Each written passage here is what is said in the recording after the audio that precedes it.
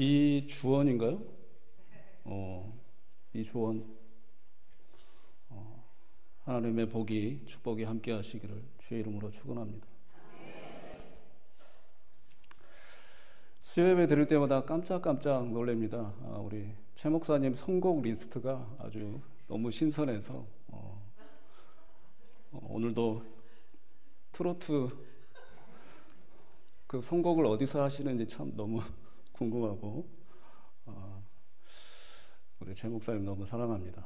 앞으로 더 힘을 내시고 그 선곡을 또 꾸준히 또 유지하시기 바랍니다. 하나님께서 큰 은혜 받으신 줄로 믿습니다. 윌리엄 캐리라는 이 선교사가 있습니다. 이 근대 선교의 아버지라고 또 불릴 만큼 이 선교 역사의 한 획을 긋는 그런 선교사입니다. 아무도 선교에 대해서 생각하지 못한 그 시기 1793년도에 인도 행을 떠납니다. 지금도 마찬가지지만 그 당시에는 두말할 필요도 없죠. 1790년도면 인도는 우상의 나라의 최고의 극의 형편없는 나라 종교적으로였을 겁니다. 근데 윌리엄 캐리라는 사람은 구두 수송공이었는데요. 그 인도행을 마다하지 않고 떠나게 됩니다. 떠나기 전에 이제 영국에 있던 종교 교회 목사님들에게 자문도 구하고 선교에 대해서 얘기를 했을 때 아버지를 포함해서 이 가족들은 이 윌리엄 캐리의 선교 이 결단을 미친 짓이라고 말했습니다. 너는 미친놈이다. 그리고 교회 목사님들에게 이제 좀 상담을 했는데요. 어떤 원로 목사님은 이 윌리엄 캐리에게 그렇게 반응을 했어요. 나대지 말고 좀 앉아 있어라. 만약에 하나님께서 이방인을 구하시기 위한 목적과 계획이 있었다면 너가 그렇게 설치지 않아도 하나님은 이방 사람들을 또 구원하실 수 있다. 이런 얘기로 이제 인도행에 대해서 반대를 했죠. 근데 윌리엄 캐리는 인도행에 선교를 함으로 인해서 굉장한 성경 번역도 40여 가지가 넘는 성경 번역본을 펼쳐나고 위대한 선교에 지금도 선교사에 있어서 획을 그었습니다. 이분이 하는 말 중에 제가 또 좋아하는 말이 있는데요. 이분이 했던 말 중에 이런 말이 있습니다. 하나님으로부터 위대한 일을 기대하십시오. 그리고 하나님을 위하여 위대한 일을 시도하십시오. 하나님으로부터 출처가 중요해요. 하나님으로부터 오는 위대한 일을 기대하라. 그리고 그 위대한 일을 시도하라. 이 당시 윌리엄 캐리에 속해 있는 모든 교회들은 이 켈빈주의 신학을 좀 영향을 많이 받았어요. 그래서 인간의 의지, 노력에 대해서 별로 무게중심을 두지 않았습니다. 우리가 가만히 있어도 하나님께서는 다 택한 사람들을 구원하실 것이다 라는 이 가벼운 신학 논리에 빠져 있었죠. 근데 이 윌리엄 캐리는 하나님의 그 일하심의 방법에 대해서 다른 시선을 가지고 있어서 또 인도여행을 통해서 근대 선교 아버지가 됐습니다. 여러분들은 하나님의 방식, 일하심의 방식에 대해서 어떤 또 입장, 또 시선, 시각을 갖고 계십니까? 우선 이 하나님에 대한 정의가 참 중요해요. 하나님이 일하신, 하나님이 주체시잖아요. 하나님께서 이 모세에게 나타나셨을 때 모세가 하나님께 당돌하게 묻습니다. 하나님, 당신의 이름이 무엇이죠? 그래서 하나님께서 뭐라고 하는가요? 출애굽기 3장 14절에 가보면 나는 스스로 있는 자다. 공동 번역은 뭐라고 번역해 놓은 거니? 나는 나다 이렇게 표현을 했어요. 이 말은 뭡니까? 나는 이름이 없다라는 뜻이에요. 나는 스스로 존재하는 자, 이게 이름이라는 게 아니고 나는 나야. 이름 알 필요 없어. 나는 이름이 없어 라고 하시는 말하고 똑같습니다. 이 말의 속뜻은 그렇습니다. 사람의 이름에는 다 뜻이 있어요. 뜻이 있다는 말은 그 뜻에 이 한계가 지워진다라는 뜻이에요. 그러나 하나님의 이름이 없다라는 것은 하나님이라고 하는 분 자체는 한계 지울 수 있는 분이 아니다라는 뜻이에요. 하나님의 이름이 뜻이 있으면 우리에게 이해되는 그 이해 범주 안에서 하나님의 일하심이 한정될 수가 있습니다. 그러나 하나님은 당신의 이름을 우리에게 알리지 않았어요. 이 말의 속뜻은 뭐냐면 하나님의 일하는 방식은 우리의 생각과 우리의 판단과 우리의 지식 경험의 이 카테고리 안에 가둬놓을 수 있는 그런 하나님의 일하는 방식이 아니다라고 하나님은 말씀을 하시는 거예요. 이런 전제하에 오늘 본문의 이 로뎀나무와 여러분이 많이 들어보셨을 엘리야 선지자에 대한 얘기를 한번 들여다보겠습니다. 엘리야 선지자는 구약 시대 때 대선지자예요. 누구도 부인할 수 없는, 그리고 이적들을 많이 베푼 이 선지자 중에 한 사람입니다. 심지어는 신약 시대에 보면 예수님이라고 하는 이 메시아가 오시기 전에 먼저 와야 할 그런 예언자, 다시 재림해야 할 그런 예언자라고까지 이제 칭송을 받잖아요. 그래서 야고보서 기자는 이 엘리야라는 사람이 혹여 사람들에게 우상화 될까봐 그 코멘트를 달아놨어요. 야고보서 5장 17절에 가보면 뭐라고 합니까? 엘리야는 우리와 똑같은 성정을 지닌 사람이다. 엘리야는 우리와 똑같은 사람이다라고 말할 정도까지 아주 위대한 사람입니다. 여러분이 잘 아시는 대로 엘리야 선지자는 뭡니까? 죽음을 보지 않고 하늘로 올라간 사람이잖아요. 그러니까 좀 대단한 사람이에요. 근데 야고보 기자는 우리하고 똑같은 사람이다라고 얘기를 했습니다. 이 엘리야 선지자, 오늘 본문의 클라이막스 우리가 잘 알고 있는 내용인데요. 한번 들여다볼 텐데요. 이 엘리야 선지자에 대한 수식어가 있습니다. 17장 1절에 먼저 나오는데요. 디셉이라고 하는 지명이 먼저 나와요. 디셉 사람 엘리야. 엘리야를 표현할 때 이 성경에 6번 다 나옵니다. 디셉 사람 엘리야. 이 디세베라고 하는 지명은 성경학자들 가운데 지금 공통된 이 합의된 결론이 없어요. 지명을 알 수가 없습니다. 다시 말하면 엘리야 선지자는 출생지가 불분명한 사람이에요. 또 어떤 학자는 엘리야는 이방 사람이었을 것이다라고까지 이제 얘기를 합니다. 아무튼 출생지가 굉장히 불분명하고 좀 사람들이 보지도 않는, 거들떠 보지 않는 그런 출생지라고 볼 수가 있는 거죠. 근데 여러분이 잘 아시는 대로 18장 앞장에 가보면 뭡니까? 갈멜산에서 그 유명한 싸움을 치르잖아요. 바알과 아세라 신 이 선지자 450명과 1대1로 붙잖아요. 850대 1. 그래서 결국 뭡니까? 18장 40절에 가보면 이 엘리야 선지자가 기손 시내로 데리고 가서 그 선지자들을 다 잡아 죽이잖아요. 근데 이 말을 아합이 자기 와이프 이세벨에게 말해 주는 거예요. 이세벨의 이 선지자예요. 아끼는 선지자들을 엘리야가 죽인 거죠. 근데 이 이세벨이 오늘 본문에 보니까 뭐라고 합니까? 내일 이맘때 너를 죽이겠다. 너를 죽이지 않으면 내가 믿는 신들의 저주가 나에게 임해도 상관없다. 이런 말을 호언장담을 하죠. 그럴 때 오늘 본문의 3절에 엘리야가 도망치는 거예요. 광야로 들어가서 로뎀나무 아래에 지금 앉아 있는 거예요. 3절에 보시면 이 형편을 보고 이 보다, 이 히브리어는 라라는 단어를 쓴대요. 단순히 보다라는 뜻이 아닙니다. NIV 영어 성경에 보면 이 두려워하다, afraid라는 단어를 써요. 두려워하다. 이 공동 번역도 두려워했다, 두려워하며 떨었다 이렇게 말을. 이세벨이라고 하는 이 여자의 이 죽이려고 하는 위협에 대해서 엘리야 선지자는 두려워서 떨어서 지금 광야로 도망친 거예요. 여러분 상상을 해보십시오. 저는 이 두려움 때문에 도망쳤다라는 이 말에 좀 의구심이 들어요. 18장의 이 갈멜산에서 엘리야 선지자는 혼자 나타납니다. 만약에 죽음에 대한 두려움이 컸다면 혼자 나타날 수가 없어요.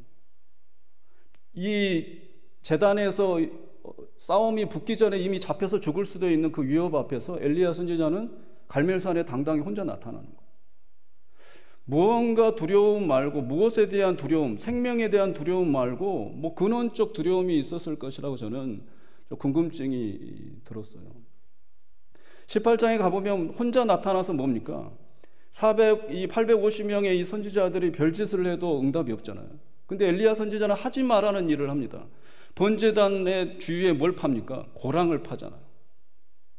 게다가 번제를 올려놓고 그 고랑을 파서 그대로 하는 게 아니라 물 12통을 부었어요.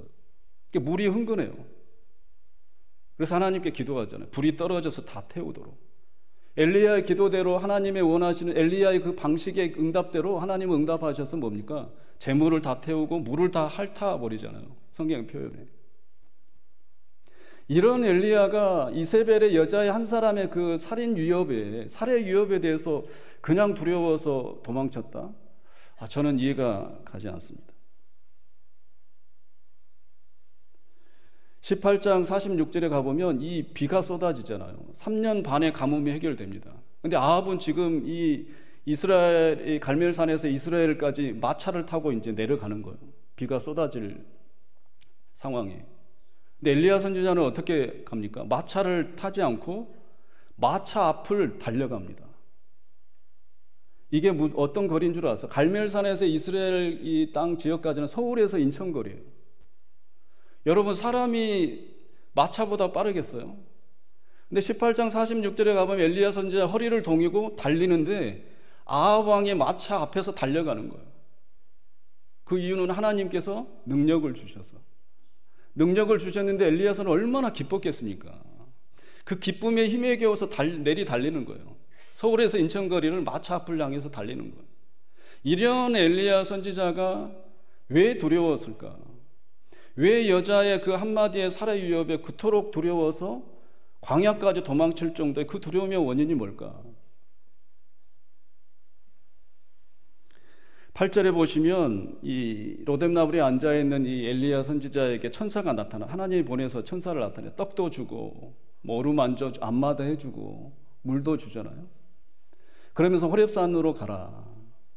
사실 이 호렙산은요, 이 거리가 9일에서 10일이면 천천히 걸어도 도착할 거리예요. 근데 엘리야 선지자는 지금 며칠이 걸렸습니까? 40일이 걸렸어요. 뭔가 지금 두려움의 원인이, 너무 큰 원인이 자리 잡고 있는 거예요. 하나님의 천사가 와서 위로해도 위로가 안 되는 그 두려움의 원인이 있는 거예요. 호렙산으로 가라. 하나님의 산으로 가라. 먹을 것을 줬는데 천천히 걸어도 10일 거리는 이 거리를 엘리야 선지자는 지금 40일을 민기적대면서 가는 거예요.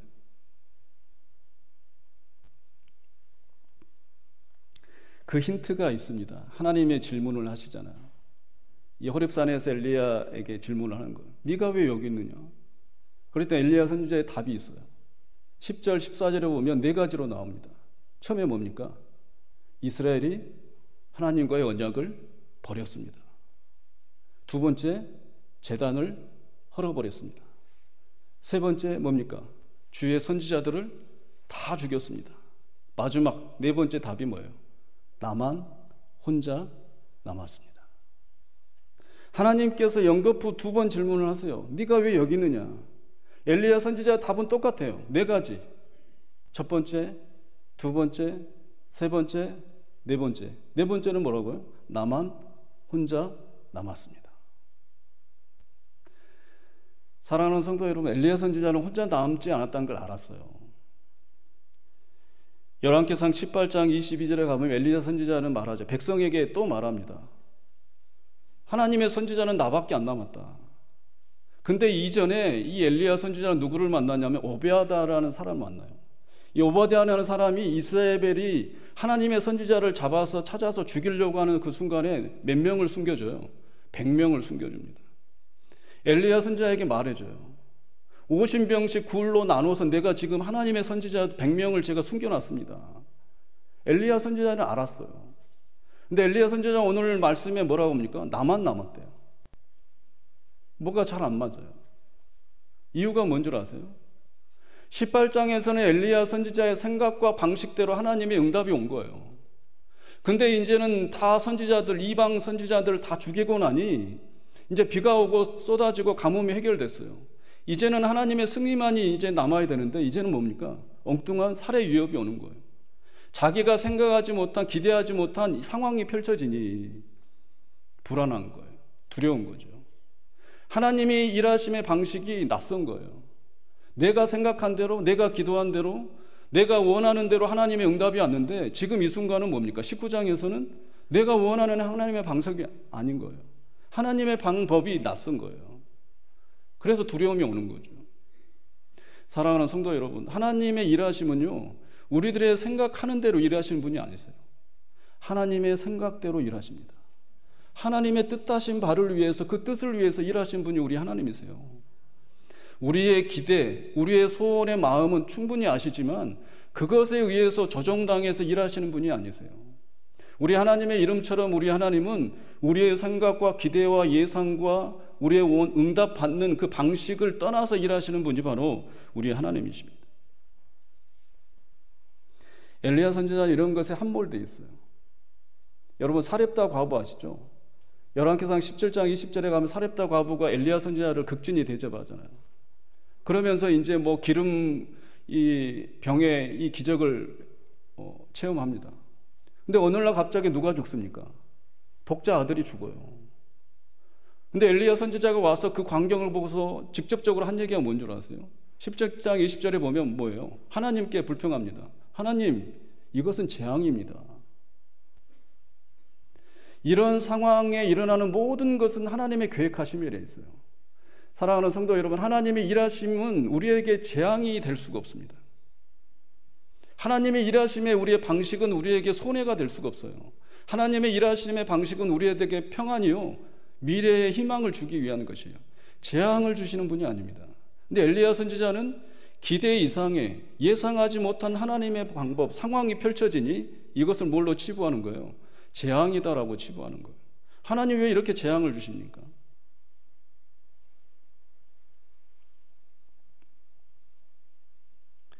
여러분이 잘 아시는 고린도후서 12장 7절에 가보면 바울 사도가 고백하잖아요. 내 육체에 가시가 있다. 곧 사단의 사자가 있다. 하나님께 그 기도를 하잖아요. 근데 하나님은 뭡니까? 바울 사도에게 그 가시를 주는, 가시의 원어는 뭐냐면 쇠꼬챙이라는 뜻이에요. 쇠꼬챙이. 그러니까 이 바울 사도 이 보여지는 몸 안에 뭐가 박혀 있냐면 말뚝이라는 뜻도 있습니다. 모든 사람들이 보여지기에 확실한 말뚝이 지금 꽂아져 있는 거예요. 바울 사도에게는 이게 뭡니까? 사탄의 사자예요. 영어 성경으로 메신저란 말이에요. 사탄의 메신저가 자기한테 있다는 거예요. 근데 하나님은 그것을 어떻게 말씀하십니까? 사탄의 메신저가 아니라 그것이 뭐예요? 내게 족한 나의 은혜다라고 말씀하시잖아요. 하나님은 이 바울 사도에게 겉으로 보여지기에는 사탄의 메신저이지만 하나님의 그 은혜는 그 사탄의 메신저라도 이 바울 사도에게 만족이 되고 은혜가 되고 그에게 능력이 될 수 있는 그런 시선으로 하나님은 사탄의 가시를 사용하시는 거예요. 질병도 마찬가지입니다. 성도님들의 그런 얘기를 많이 들어요. 목사님, 제가 아픈데 얘기하지 못하겠어요. 기도 제목 나누지 못하겠어요. 하나님의 덕이 가릴까 봐. 사랑하는 성도 여러분, 우리의 질병도 하나님의 은혜에 비하면 이 질병으로도 하나님은 영광 받으실 수 있는 그런 분이에요. 여러분들에게 그 은혜가 부족합니까? 그 질병에 의해서 하나님의 은혜가 위축될 수 있습니까? 그렇지 않아요. 여러분들에게 주시는 하나님의 은혜는 그 어떤 질병을 통해서도 영광 받으실 만한 충분한 은혜인 거예요. 오늘도 여러분들에게 하나님의 그 충분한 은혜를 하나님은 주신 거예요. 질병이 무슨 대수입니까? 바울 사도에게서 사탄의 메신저가 무슨 대수입니까? 바울 사도가 받은 그 하나님의 은혜는 그 사탄의 가시를 통해서도 하나님이 영광 받으실 만큼의 큰 은혜가 있는 거예요. 사랑하는 성도 여러분, 위축되지 마시기를 주의 이름으로 축원합니다. 아프실 수도 있고 어려움을 당하실 수도 있습니다. 그러나 그 아픔과 어려움 때문에 하나님의 영광이 가려지는 게 아니에요. 그 아픔과 어려움을 능가할 수 있는 하나님의 은혜가 이미 우리에게는 있는 거예요. 그 은혜로 인해서 아픔과 어려움을 통해서 하나님은 영광 받으시는 분이세요.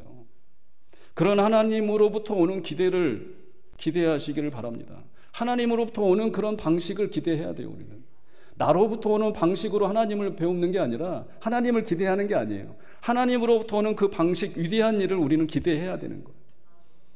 어떤 게 우리가 위축될 수 있겠습니까? 그렇다면 어떤 질병, 어떤 아픔, 뭐 사업의 어려움, 가정의 어려움, 대수 하나님으로부터 오는 그 방식은 그 모든 것들을 하나님의 영광을 위해서 사용하실 수 있는 그 은혜가 더 크기 때문에 그런 거예요. 여러분 잘 아시는 욥 아시죠? 욥이 하루아침에 열자면 뭐 다 잃잖아요. 근데 사단이 마지막에는 뭡니까? 정수에서부터 발끝까지 뭐가 나오게 합니까? 종기를 나게 하잖아요. 성경에 보면 뭘로 긁습니까? 질그릇 조각으로 긁잖아요. 이것을 보고 있는 와이프가 뭐라 그래요? 하나님을 욕하고 죽어라. 근데 욥이 뭐라고 한 줄 아세요? 2장 10절에 하나님께 복을 받았은즉 화도 받지 아니하겠느냐. 세 번역, 우리가 누리는 복도 하나님께로부터 받았는데 어찌 재앙이라고 해서 못 받는다 하겠어.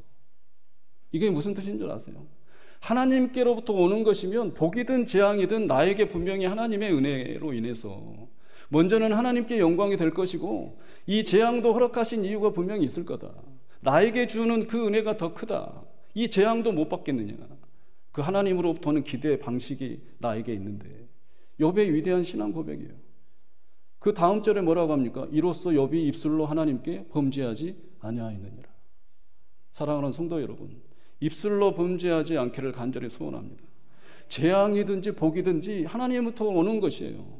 그러나 우리는 재앙인 것 같지만 이 재앙을 통해서도 우리 하나님은 당신께서 영광을 받으시고 그 영광을 받으시도록 우리를 재앙보다도 비교할 수 없을 만큼의 그 은혜를 하나님은 우리에게 주시는 거예요. 이런 두려움의 근본적 원인에 하나님을 자신의 생각, 경험, 지식에 가두어 버린 이 엘리야 선지자에게 하나님이 또 마지막 결정타를 날리시잖아요. 18절에 나만 홀로 남았습니다. 그런데 하나님은 뭐라고 하세요? 내가 7,000명을 남길 것이다. 지금 몇 명이 있다는 거예요. 7,000명이 지금 바알이 무릎 꿇지 않을 7,000명을 하나님이 준비하고 계신다는 거예요. 영어 성경엔 all이라는 단어를 씁니다. all. 이스라엘 전체를 말해요. 하나님의 백성 전체를 내가 남겨둘 것이다. 내가 지금 훈련시키고 있다라는 거예요. 너만 혼자가 아니다라는 뜻이에요.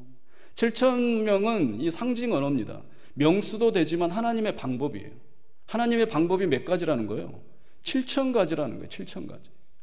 너가 생각하는 혼자만의 한 가지 방법만 있는 게 아니라 하나님이 일하시는 방법은 7,000가지라는 거예요. 여러분 상상해 가십니까? 엘리야 선지자는 이 한 가지에 몰입해서 하나님의 방법, 응답은 한 가지, 내가 생각하는 대로 와야 한다. 응답해 주셔야 한다. 이것에 함몰되어 있었던 선지자. 우리 하나님은 여러분들에게 은혜 주신 방법이 7,000가지를 갖고 계신 분이에요. 우리가 헤아릴 수 없는 방법을 가지고 우리에게 은혜를 주시는 분이에요. 어떻게 재앙이라고 위축되겠습니까? 우리가 생각하기에. 어떻게 안 좋은 일이라고 생각하는 것에 우리가 위축될 수 있습니까? 그 일들도 하나님의 은혜 주시는 범위 안에 숫자에 포함되어 있는데 이러한 위대한 신앙을 고백하시기를 주의 이름으로 축원드립니다. 이사야 55장 8절에 이런 말씀이 있잖아요. 너희 생각은 나의 생각과 다르고 너희 길은 나의 길과 다르다. 하나님의 생각과 우리의 생각은 달라요. 저는 이게 복음인 것 같아요. 제 생각과 하나님 생각이 같으면 너무 아닌 것 같아요. 제 생각이 얼마나 우둔한데, 얼마나 이기적인데, 그렇지 않습니까? 제 길이 얼마나, 제 목적이 얼마나 이기적인데, 근데 하나님의 길도 나의 똑같다? 그러면 저는 하나님을 안 믿을 것 같아요. 우리 하나님은 우리의 생각과 우리 길과 다르신 분이에요. 그래서 위대하신 분인 거예요. 사랑하는 성도 여러분, 순교자들만 하나님께서 통해서 일하시는가요? 일제시대 때 신사참배했던 그 수많은 목사님들은 그러면 다 지옥 가야 되는 건가요? 한 가지 방법으로 하나님은 순교자들을 통해서만 일하시는 분인가요? 순교자분들이 위대하세요. 그렇다고 그 신사참배했던 그 목사님들이 잘했다라는 말은 아닙니다. 그러나 그들을 통해서도 하나님은 오늘도 일하시는 분이에요. 그들에게도 은혜를 주시는 하나님이세요. 우리가 판단하고 정죄해서는 안 되는 거예요. 11절 보세요. 하나님이 나타나십니다. 크고 바람이 불어댑니다. 지진이 일어납니다. 하나님이 계십니까? 그 방법으로도 하나님은 구약시대에 나타났지만 지금 엘리야 앞에서는 그 방법으로 나타나지 않아요. 엘리야가 생각했던 그 방식으로 나타나지 않는단 말이에요. 12절에 어떻게 나타납니까? 세미한 소리로. 영어 성경에는 gentle whisper라는 단어를 써요.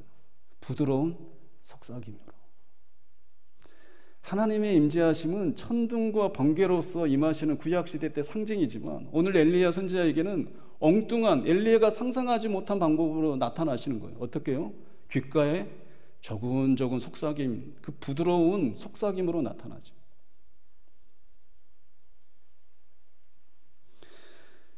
여러분 나하만 장군 아시죠? 열왕기하 5장 보면 나하만 장군이 있잖아요. 문둥병에 났습니다. 그러면서 마지막 후반에 그 사건을 사람들은 별로 주목하지 않는 것 같아요. 이제 이스라엘 땅을 떠나면서 뭐라고 합니까? 나에게 나귀의 2마리에 실을 만한 흙을 좀 주십시오. 내가 흙을 좀 갖고 가겠습니다. 내가 고국 땅에 가면 이 림몬이라고 하는 우상 숭배 이 신 앞에서 내가 군대 장관이니까 왕의 수하에 있는 사람이라 그 제단 앞에서 내가 절을 해야 됩니다. 이것만 좀 한 가지만 용서해 주십시오. 그랬더니 엘리사가 뭐라 그래요? 열왕기하 5장 19절에 너는 정말 하나님께 실망을 주는 사람이구나 이렇게 말하지 않아요. 그렇게 약한 그런 상황을 이해한 엘리사 선지자는 뭐라 그래요? 평안히 가라. 그렇게 약한 믿음의 그런 사람도 하나님이 일하는 방식은 나아만 장군을 통해서도 있는 거예요. 이 엘리사 후대 이 선지자는 알았던 거예요. 사랑하는 성도 여러분, 약한 사람, 믿음이 연약한 사람, 그런 사람으로도 하나님의 은혜는 그들에게는 충분합니다. 그런 사람의 연약한 믿음으로도 하나님은 영광 받으시는 분이세요. 그냥 믿음이 강한 사람에게만 영광 받으시는 분이 아니시란 말이에요. 나만 장군은 하나님의 은혜를 받고 문둥병을 고쳤으면 가서 죽어야죠. 우리의 방법대로는 그 죽어서 하나님께 영광을 돌려드려야 되잖아요. 근데 나만 장군은 아닌 거예요. 내 고국 땅에 가면 어쩔 수 없이 절을 해야 되는데 내가 하나님은 알겠는데 이것만 좀 용서해달라. 엘리사 선지자가 평안히 가라. 그런 연약한 믿음의 사람으로도 하나님의 은혜는 임하시는 거예요. 그런 사람으로도 하나님은 만드시고 영광을 받으실 만한 충분한 하나님이십니다.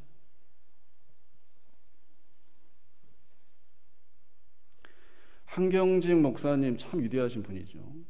저도 개인적으로 존경하는 목사님입니다.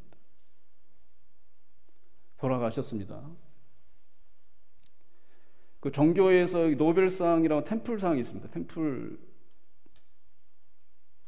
템플턴 상이 있는데 이분이 이제 수상을 했죠. 근데 상금이 102만 달러예요. 우리나라 돈으로 한 13억이 좀 넘나요?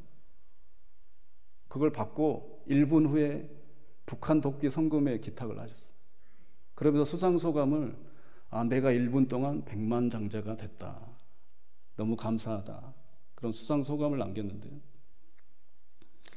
이분이 일제시대 때 신사참배하신 분이에요.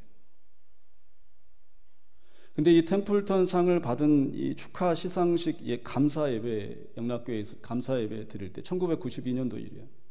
수상소감을 어떻게 말했는 줄 아세요?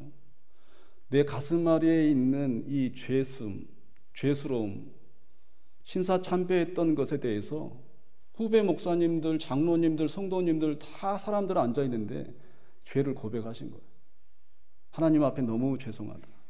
이 자리에서 회개한다라고 우신 거예요. 그 순간에 그 목사님을 통해서 누가 손가락질 하겠습니까?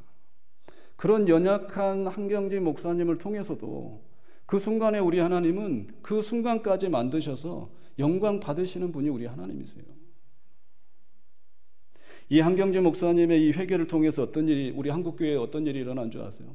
2006년도에 한국 기독교 복음교회, 여기 교회에서도 총회장에 신사참배를 했거든요. 이 교회에서 공식적으로 교인들 앞에서, 그 교단 앞에서 공식 사과를 했어요. 우리 교단이 신사참배를 했다. 2007년도에 기독교 대한성결교회, 여러분 잘 아시죠? 성결교단이 신사참배 회개를 했어요. 공식 사과를 했단 말이에요. 기독교 장로회 기장 측도 2007년도에 공식적으로 사과를 했어요. 이 한경직 목사님의 이 고백을 통해서, 회개를 통해서 이 운동이 우리나라에 일어난 거예요. 2008년도에 제주도에서 엄청난 일이 났어요. 우리 대한예수교 장로회 통합, 합동, 합신, 기장, 그리고 제주도에 있는 이 목회자들 3,950명, 그리고 제주도에 있는 목회자들, 성도들 다 포함해가지고 5,000명이 넘는 이 사람들이 다 모여요. 울면서 회개했어요. 우리 한국교회 신사참배에 대한 그 죄를 용서해달라. 이게 바로 한경직 목사님을 통해서 일어난 회개 운동이에요. 사랑하는 성도 여러분, 순교하면 좋죠. 그러나 우리가 생각하는 아니 저건 아닌 것 같은데 하는 방법으로도, 방식으로도 우리 하나님은 역사하신 분이에요. 이게 바로 우리가 믿는 하나님이십니다. 하나님으로부터 오는 일을, 위대한 일을 기대하시기를 간절히 소원합니다. 우리로부터 오는 일을 기대하지 말고, 우리의 생각과 우리의 경험에 의한 것으로 인해서 하나님을 기대하지 말고, 출처가 분명한 하나님으로부터 오는 위대한 일을 기대하시고 시도하시기를 주의 이름으로 축원드립니다. 로뎀나무의 뜻은 뭔 줄 아세요? 이 시궁창이랑 진흙탕이라는 뜻이에요. 저는 로뎀나무 이걸 별로 좋아하지 않아요. 로뎀나무는 시궁창, 진흙탕이라는 뜻이 있거든요. 지금 엘리야 선지자는 지금 어떤 지경이에요? 로뎀나무는 그늘을, 이 광야 시대, 광야의 그늘을 풍성하게 만들 수 있는 나무가 아니에요. 간신히 그 그늘에 있는 것을, 몸을 숨길 수 있는 그런 나무에 불과합니다. 그 아래에 있는 사람을 관용으로 표현한 거예요. 로뎀나무에 앉아있다, 이 말은 시궁창에 있는 처지다, 가련하다, 이런 뜻이에요. 엘리야 선지자는 지금 가련한 상태예요. 뭐 때문에요? 자기 생각으로부터 하나님을 기대하기 때문에. 사랑하는 성도 여러분, 로뎀나무 아래에 있으면 안 돼요. 로뎀나무 아래에 있으면 절대 안 됩니다. 오늘 말씀에 하나님 뭐라 그랬어요? 15절에 내 길을 돌이켜서 다시 어디로 가라? 광야로 통과하라. 그리고 다메섹으로 가라라는 거예요. 로뎀나무에 앉아있지 말고 정반대의 엘리야 선지자가 예상하지 못한 하나님의 방법이 또 나타난 거예요. 광야를 통과해서 지금 도망가는데 다시 하나님은 뭐라 그랬어요? 반대로 다시 광야로 들어가라. 그래서 결국 뭡니까? 예후에게 안수하잖아요. 결국 이 예후가 나중에 이세벨을, 왕조를 무너뜨리는 하나님의 도구로 쓰임을 받는 거예요.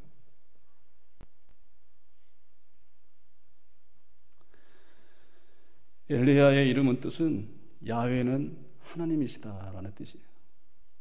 초반에 말씀드렸잖아요. 하나님의 이름에 뜻이 없어요. 엘리야 선지자는 그 이름으로 일평생 지금 고백하는 거예요. 아, 하나님은 뜻이 없으신 분이다. 하나님의 일하시는 방식은 내 생각을 초월하시는 분이시다. 하나님의 응답은 내 기대를 초월하는 응답이다. 이런 고백을 그 이름으로 일평생을 산 선지자. 하나님으로부터는 그 위대한 일을 기대하시고 하루하루 살아가실 때, 그러므로 이 수천 가지의 은혜를 갖고 우리를 향하고 계시는 그 깊은 하나님을 만나 배울 수 있는 우리 봉상재단의 우리 귀한 모든 성도님들, 또 우리가 되시기를 주의 이름으로 축원드립니다.